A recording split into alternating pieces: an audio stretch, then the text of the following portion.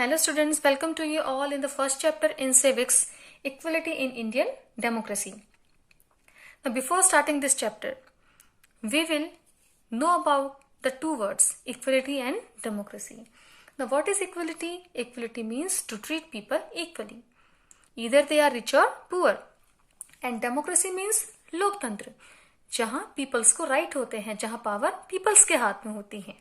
That's called democracy, लोकतंत्र. Now, democracy is a system of government where people of the country can vote to elect their representatives. Democracy एक ऐसी form of government है, एक ऐसी government है जिसमें जो उस देश के पीपल्स होते हैं, लोग होते हैं, सिटीजन्स होते हैं, वो अपने रिप्रेजेंटेटिव को खुद इलेक्ट करते हैं. It is the most popular form of government in the world.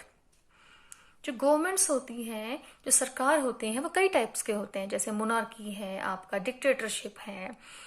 तो लेकिन इनमें से जो डेमोक्रेसी है वो सबसे ज्यादा पॉपुलर है. Why? What is the reason behind it? There are so many reasons. Let's start from page number 4. We looked at the key element of a democratic government. These includes people's participations. जो democratic form of government होती है, वहाँ जो citizens होते हैं उनका participation 100% होता है. It gives active participations to the citizens. The resolutions of conflict and equality and justice.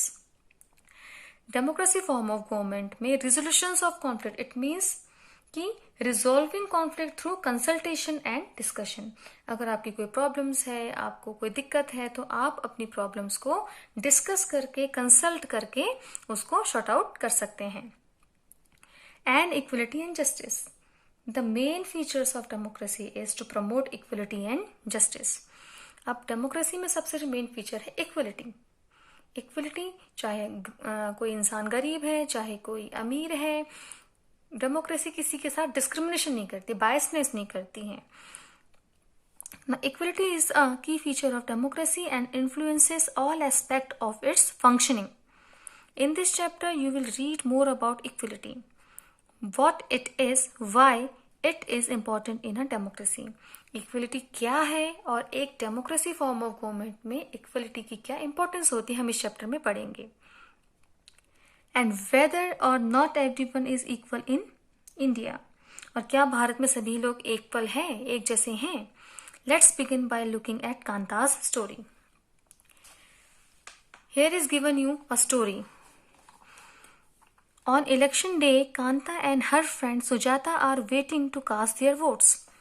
Election का दिन था, वोटिंग का डे था. आपने देखा होगा अक्सर कि जब इलेक्शंस होते हैं स्कूल्स में या फिर पंचायत घर में, आपके आसपास के एरिया में वोटिंग होती है. लोग लाइन में खड़े होते हैं, उनका एक वोटर आईडी होता है या पहचान पत्र कुछ भी होता है, वो उसे लेके वहां जाते हैं और वोटिंग करते हैं. तो ये एक छोटी सी स्टोरी है जिसमें कांता और उसकी दोस्त वोट डालने के लिए लाइन में खड़े हैं. Now What are they discussing with each other? वो स्टोरी में दिया गया है. Isn't it good, Suja, that we can all vote as equal citizens of our country? अब कांता और उसकी दोस्त आपस में बात कर रहे हैं कि हमारे देश में कितना अच्छा है कि हम सभी वोट डालने के लिए एक साथ लाइन में खड़े होते हैं. Even जैन साहब is standing in the line with us. जो उनके जैन साहब है, यानी कि जहाँ पे कांता वर्क करती है, जो उसके ओनर हैं, वो भी लाइन में लगे हैं वोट डालने के लिए. Yes, Kanta said yes. Kanta ने कहा go on Kanta, it's your turn now. तो अब कांता की बारी आ गई वोट डालने की.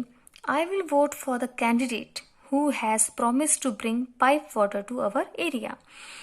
उतने में कांता कहती है कि मैं उसी को वोट दूंगी जो हमारे एरिया में पाइप वाटर यानी कि पानी की facility, the supply of water क्या करेगा, हमें प्रोवाइड कराएगा. देन आफ्टरवर्ड, वोट डालने के बाद, we will see you later. Kanta yes, नमस्ते साहब, अब मैं तुम्हें बाद में मिलूंगी, ऐसा कह के वो चले जाते हैं.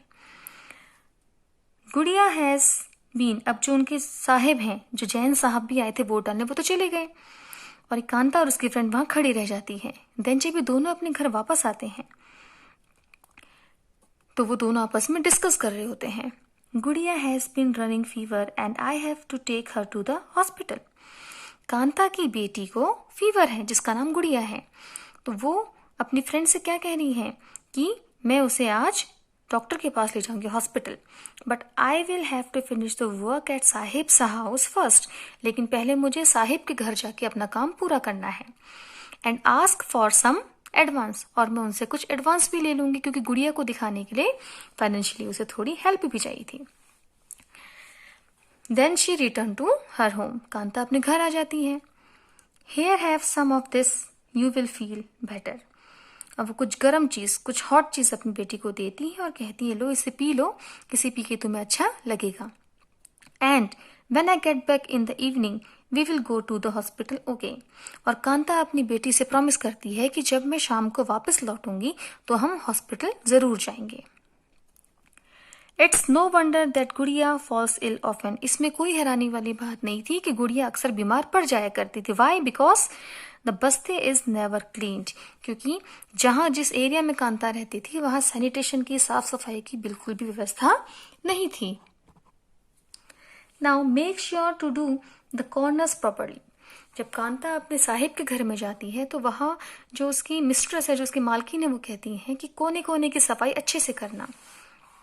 हेयर्स योर एडवांस, और उसे एडवांस भी देती है Kanta, but don't make habit of it, लेकिन हमेशा एडवांस लेने की हैबिट मत बना लेना, आदत मत बना लेना। नो मैडम, कांता कहती है ऐसा नहीं होगा। जस्ट फ्यू मोर मिनट्स बेटी, और दैट इवनिंग, उसी शाम को जब कांता अपने घर आती है तो वो अपनी बेटी को लेके हॉस्पिटल जाती है, और उसे गोद में लिए हुए वो उसे क्या कर रही है, उससे कह रही है कि बस थोड़ी देर और।